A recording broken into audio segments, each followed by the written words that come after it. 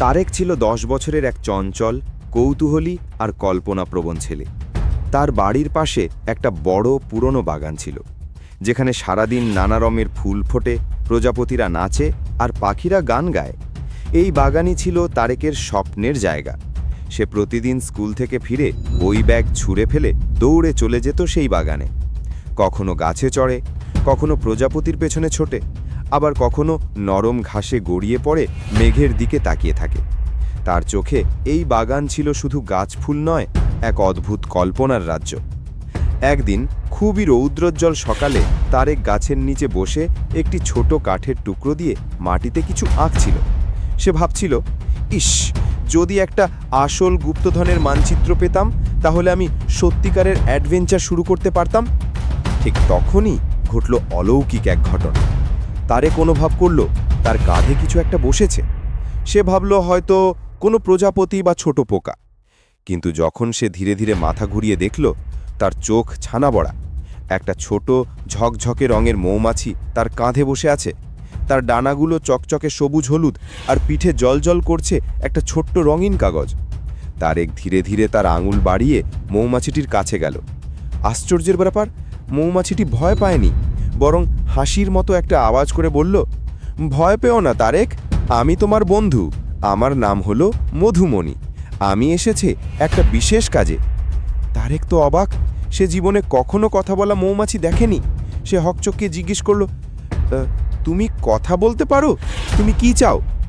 মধুমণি বলল, আমার পিঠে যে মানচিত্রটা দেখছো, এটা কোনো সাধারণ কাগজ নয়, এটা হলো গুপ্তধনের মানচিত্র, আর আমি তোমাকে সেই গুপ্তধনের কাছে নিয়ে যেতে এসেছি। তারেকের চোখ তখন আনন্দে চকচক করছে। সে চিৎকার করে বলল, আসলেই? আমি তাহলে একটা অ্যাডভেঞ্চারে যেতে পারবো? মধুমণি মুচকি হেসে বলল, হ্যাঁ, তবে সহজ হবে না। তোমাকে সাহস, ধৈর্য আর বিশ্বাস রাখতে হবে। তারেক মধুমণিকে তার আঙুলে বসতে বলল। মৌমাছিটি ধীরে ধীরে তার পিঠ ঘোরালো, আর তারেক সেই রঙিন কাগজটা পড়তে চেষ্টা করল। মানচিত্রটা অনেকটা কার্টুন স্টাইলে আঁকা। তাতে ছিল ফুল, গাছ, নদী আর একটা রহস্যময় গুহার ছবি। সেখানে কিছু চিহ্ন ছিল যেগুলো বুঝতে হলে প্রকৃতির ভাষা জানতে হয়। মধুমণি ব্যাখ্যা করল, প্রথমে আমাদের যেতে হবে বাগানের সেই বিশাল জাম গাছের নিচে। সেখানে আছে প্রথম সংকেত। এরপর তুমি ধাপে ধাপে পরবর্তী দিক নির্দেশনা পাবে। তারেক উত্তেজনায় কাঁপছে। সে ব্যাগ থেকে একটা খাতা আর পেন্সিল বের করে মানচিত্রের কিছু অংশ এঁকে রাখল। তারপর তারা অভিযানে বেরোলো। বাগানের দক্ষিণ কোণে ছিল একটা বিশাল পুরনো জাম গাছ। লোকজন বলতো এই গাছের বয়স নাকি ১০০ বছরেরও বেশি। তারেক কখনো এই গাছের কাছে একা যায়নি। গাছটা যেন চুপচাপ তাকিয়ে থাকে, একটা ভারী ইতিহাসের মতো।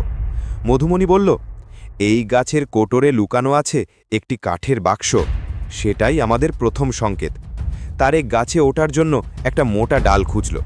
উঠতে উঠতে তার পা হোঁচট খেলেও সে দমল না। প্রায় ৫ মিনিট পরে সে পৌঁছালো গাছের মাঝামাঝি এক গহ্বরে। সেখানে সত্যিই একটা ছোট্ট কাঠের বাক্স রাখা। বাক্সে খোদাই করা ছিল একটি মৌচাক আর তার নিচে একটা চোখের ছবি। তারেক বাক্সটা খুলে দেখল, ভেতরে আছে এক টুকরো পার্চমেন্ট কাগজ, যার উপর লেখা, যে দেখে প্রকৃতির চোখে সে খুঁজে পায় পথ। ফুলের ভাষা বুঝতে পারলেই খোলে দ্বিতীয় রহস্যদ্বার। তারেক ভাবল, ফুলের ভাষা? এটা কিভাবে বুঝব? মধুমণি বলল, চলো ফুলের বাগানে যাই, ওখানে রয়েছে পরবর্তী সংকেত।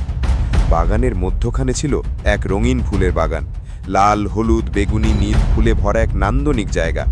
তারেক সেখানে দাঁড়িয়ে ফুলগুলোর দিকে তাকালো। হঠাৎ সে লক্ষ্য করল ফুলগুলো বাতাসে একটু একটু করে দুলছে, যেন তারা কিছু ইঙ্গিত দিচ্ছে। মধুমণি বলল, তুমি যদি মন দিয়ে শোনো, প্রকৃতি নিজেই তোমাকে পথ বলে দেবে। তারেক চোখ বন্ধ করে ফুলের শব্দ শুনতে লাগল। একসময় তার মনে হলো কিছু একটা বলছে, বাঁ দিকে তাকাও, লাল গোলাপের নিচে তাকাও। সে এগিয়ে গেল একটি বড় লাল গোলাপের কাছে, যার গোড়ায় ছিল একটা ছোট্ট কাঁচের জার। জারের ভেতরে রাখা ছিল একটি ছোট্ট চাবি এবং আরেকটি কাগজ, যেখানে লেখা ছিল, তোমার চাবি এখন আছে, সামনে তোমার অপেক্ষায় রহস্যের দরজা। তারেক এখন পুরোপুরি প্রস্তুত। সে ভাবল, এই অ্যাডভেঞ্চার যেন শুধু রত্নের জন্য নয়, বরং নিজের সাহস, বিশ্বাস আর প্রকৃতির সঙ্গে বন্ধুত্বের জন্য। চাবিটা নিয়ে তারেক আর মধুমণি গেল মানচিত্র অনুযায়ী পূর্ব পাশে। ওখানে ছিল জঙ্গল মতো ঘন গাছপালা। জায়গাটা এতটাই নির্জন যে পাখির শব্দ ছাড়া কিছুই শোনা যাচ্ছিল না। মধুমণি সাবধান করে বলল, এখানে আমাদের ধৈর্য রাখতে হবে, কারণ এ পথ পরীক্ষার জন্য। তারেক দেখতে পেল তার সামনে 3টে রাস্তা, কোনো দিকেই লেখা নেই কোনটা ঠিক। সে মানচিত্রের দিক অনুযায়ী আন্দাজ করল যেই পথে সূর্য কাঁধে পড়ছে সেই পথেই যেতে হবে। সে যখন ওই পথে এগিয়ে গেল তখন পেছন থেকে একটা শিয়াল বেরিয়ে বলল, ওই পথ ভুল, ওই পথে গেলে তুমি ঘুরে ফিরে এখানেই আসবে। তারেক একটু দ্বিধায় পড়ল, কিন্তু মধুমণি তাকে বলল, যদি তুমি বিশ্বাস করো নিজেকে, পথ ভুল হতে পারে না। তারেক সাহস করে সামনে এগিয়ে চলল। তারেক মধুমণির কথায় বিশ্বাস রেখে এগিয়ে চলল সঠিক পথে। যতই সে সামনে এগোয় পথ তত ঘন হয়ে আসে। সূর্যের আলো পাতলা পাতলা হয়ে গাছের ফাঁক দিয়ে ঢুকছে। এমন সময় তারা দেখতে পেল সামনে একটি ছোট্ট পাহাড়ি ঢালু, তার নিচে লুকিয়ে থাকা একটা গুহা। গুহার মুখে খোদাই করা আছে প্রাচীন প্রতীক, যার মানে দাঁড়ায় আলো, প্রকৃতি, চাবি। মধুমণি হালকা গলায় বলল, এই গুহাই হলো শেষ রহস্যের দ্বার। তবে মনে রেখো, একে শুধু বাহ্যিক চাবি দিয়ে খোলা যায় না, দরকার হয় মনের আলো। তারেক মুচকি হেসে তার ব্যাগ থেকে আগে পাওয়া চাবিটি বের করল আর ধীরে ধীরে গুহার দরজায় লাগিয়ে ঘোরালো। একটা ধাতব শব্দ হলো আর দরজাটা অদ্ভুতভাবে গুঞ্জন করতে করতে খুলে গেল। গুহার ভেতরে ঢুকে তারেক বিস্ময়ে হতবাক। চারপাশে দেওয়ালে অদ্ভুত প্রতিচ্ছবি ভেসে উঠছে, যেন আলোর খেলায় অতীতের কাহিনী ফুটে উঠছে। তারেক দেখল একটা বৃদ্ধ মানুষ বনের প্রাণীদের সাহায্যে একটা ছোট্ট রাজ্য গড়ছে। একটা ছোট্ট ছেলেকে একটা মৌমাছি রত্ন দিতে আসছে, আর একটা গাছ যার পাতায় লেখা বন্ধুত্বই হলো আসল গুপ্তধন। তারেক ধীরে ধীরে বুঝতে পারছে এই গুহা কোনো সাধারণ জায়গা নয়, এটি অনুভবের গুহা। মধুমণি বলল, এই গুহা সেই সব সাহসী হৃদয়দের জন্য যারা প্রকৃতি, বন্ধুত্ব আর বিশ্বাসের গুরুত্ব বোঝে। এখন তুমি প্রস্তুত। গুহার একদম শেষ প্রান্তে ছিল একটি ছোট্ট মঞ্চ, সেখানে একটি ছোট্ট সন্দুক রাখা। তারেক সন্দুকের কাছে এগিয়ে গিয়ে দেখল সেটির ঢাকনা সোনার রঙের, খোদাই করা। এই রত্ন সেই হৃদয়ের জন্য যে কখনো একা নয়। সে সন্দুক খুলে দেখে 100টা রঙিন রত্ন, প্রতিটি যেন নিজে আলো ছড়াচ্ছে, এক একটা এক এক রঙে দীপ্তিমান। কিন্তু সেখানেই ছিল সবচেয়ে গুরুত্বপূর্ণ জিনিসটি, একটি চিঠি। চিঠিতে লেখা ছিল, তারেক, এই রত্ন শুধু বাহ্যিক নয়, এরা প্রতীক সাহস, ভালোবাসা, মমতা, বন্ধুত্ব আর বিশ্বাসের। এই রত্ন তুমি একা রাখতে পারো না, বরং যাদের ভালোবাসো, যাদের পাশে চাও, তাদের সঙ্গে ভাগ করে নাও। তাহলেই আসল গুপ্তধনের জাদু প্রকাশ পাবে। তারেকের চোখে জল চলে এলো।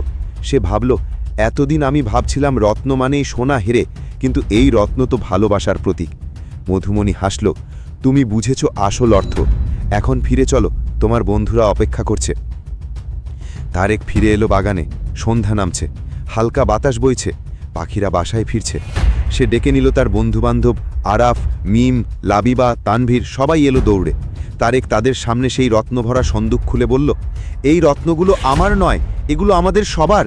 আজ আমরা সবাই একসঙ্গে ভাগ করে নেব এই ভালোবাসা।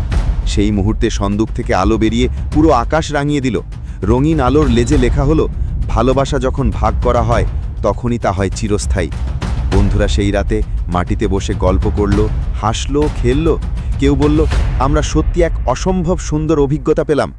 রাত গভীর হলো, সবাই ঘরে ফিরল। মধুমণি তারেকের কাঁধে বসে বলল, তারেক, আমার কাজ শেষ, এখন তোমার কাজ শুরু। তুমি এখন এই বাগানের রক্ষী। তারেক বলল, তুমি কি চলে যাচ্ছ? মধুমণি হেসে বলল, আমি সব সময়ই তোমার মনে থাকব। যখনই তুমি প্রকৃতিকে ভালোবাসবে, বন্ধুদের পাশে থাকবে, আমি আবার ফিরে আসব। এক ঝলক আলোয় মধুমণি উড়ে গেল আকাশে। তারেক চুপচাপ দাঁড়িয়ে রইল। তারপর চাঁদের আলোয় বাগানের দিকে তাকিয়ে প্রতিজ্ঞা করল, আমি কখনো একা হব না, আমি হব আলো, বন্ধুত্ব আর ভালোবাসার বাহক। এই গল্প শুধু একটি গুপ্তধনের সন্ধানের গল্প নয়, এটি একজন কিশোরের মানসিক বিকাশ, প্রকৃতির সঙ্গে সম্পর্ক, বন্ধুত্বের মূল্য এবং নিজের বিশ্বাস খুঁজে পাওয়ার কাহিনী। গল্পটি শিশুদের শেখায় প্রকৃতি ও প্রাণীর প্রতি শ্রদ্ধা, বন্ধুত্বের গুরুত্ব, ধৈর্য আর আত্মবিশ্বাস। অন্তরের আলোই আসল শক্তি।